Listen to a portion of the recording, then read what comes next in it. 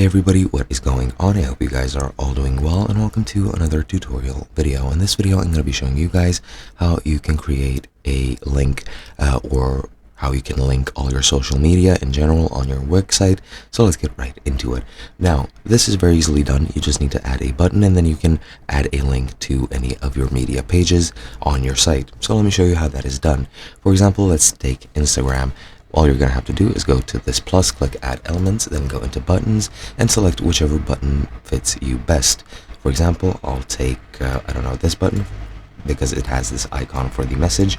I'll make it larger and let's say this is what it looks like. If you go into settings, you can very easily change that icon, for example, to the Instagram icon or to the Facebook icon, to the Twitter icon, to whatever you want. And then once you're done with that, you need to click this button, which is the link button.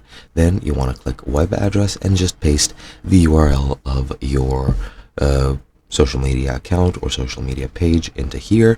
And for example, let's say it's www.instagram.com.